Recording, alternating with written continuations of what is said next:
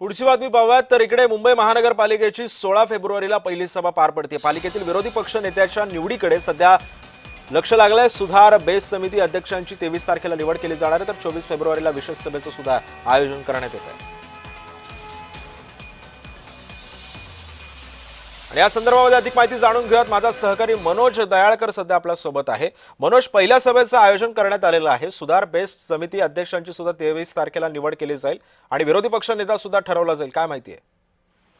बरोबर सिद्धेश, आपण पहिलं 3 वर्ष या ठिकाणी महापालिकेचं संपूर्ण कारभार या ठिकाणी प्रशासन बघत होतं, पण महानगरपालिकेची निवडणुकी संपूर्ण करून त्याचा निकाल देखील समोर आला। या ठिकाणी भाजप पुन्हा एकदा मोठा भाऊ ठरलेला आहे। भाजपचे मोठ्या संख्येने या ठिकाणी नगरसेवक हे निवडून आलेले आहेत आणि त्यानंतर आपण बघितलं प्रत्येक पक्षाने आपला गट देखील स्थापन केलेला आहे आणि या ठिकाणी महापौर पदाचा अर्ज देखील भरण्यात आलेला आहे आणि त्यामध्ये आपण बघितलं नितीन तावडे हे या ठिकाणी त्यांचा अर्ज महापौरपदी भरला गेलेला आहे। तसंच त्यांची 11 तारखेला घोषणा देखील होणार आहे महापौर कोण होणार याची, आणि त्यामुळे आता आपण बघितलं मुंबई महानगरपालिकेची पहिली सभा। पण मनोज, ज्या विरोधी पक्ष नेत्याचं सुद्धा नाव ठरण्याची शक्यता आहे, कुणाचं नाव चर्चेत आहे विरोधी पक्ष नेतेपदासाठी?